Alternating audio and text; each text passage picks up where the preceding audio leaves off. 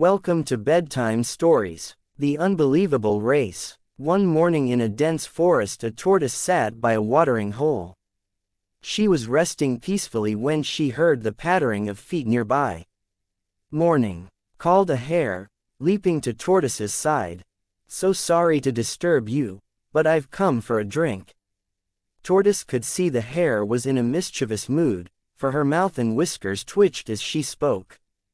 "What else do you want?" Tortoise asked sleepily. Hare's whiskers twitched again. "Well," she said, "I only wondered how you can possibly run on those funny little legs of yours." She raised herself on her haunches and stretched out her long legs. "With mine," she said, "no one can catch me.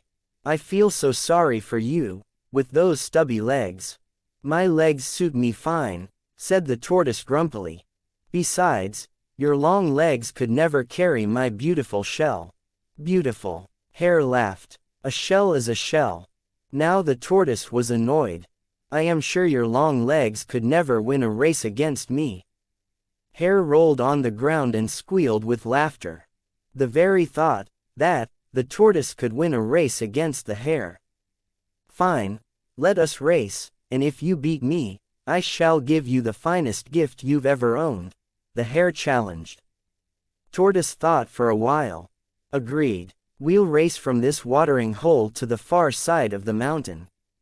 We'll start at sunrise tomorrow, for today I need my rest." "I can hardly wait," the hare cried, and her legs twitched with anticipation.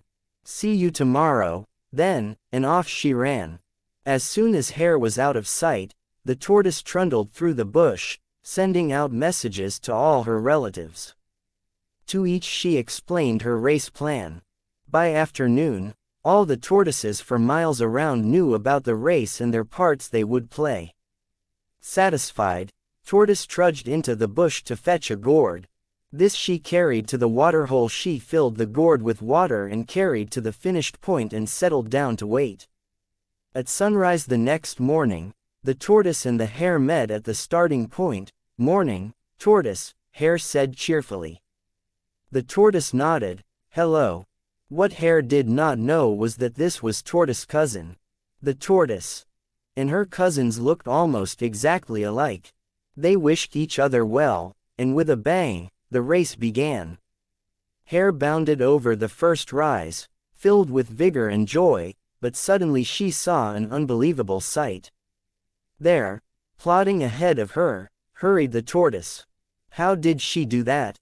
Hare panted, picking up speed. A moment later she passed the slow tortoise. This, of course, was another of Tortoise's cousins, but the hare did not notice. Soon Hare trotted over the second rise, but once again she was amazed to see, far ahead of her, the tortoise walking steadily along. "Has the tortoise learned to fly?"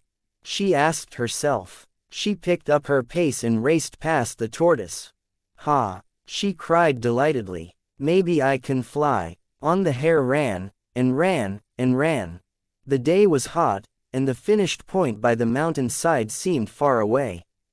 Hare began to feel thirsty as she came upon the last rise. And then she spied the tortoise once again ahead of her. "What is going on?" she cried out loud. She was tired, thirsty and confused. Hare's head spun and her legs ached. For a moment she thought she might faint. But then she got a burst of energy, for she could see the finish point. She kicked up her long legs and raced toward the finish, breathing heavily, her throat hot and dry. She ran so fast that near the finish line, she tripped and fell. "Oh my," she gasped. She staggered to her feet and tried to run again. Just then she saw the tortoise coming toward her from the finish point. The tortoise was carrying a gourd full of water.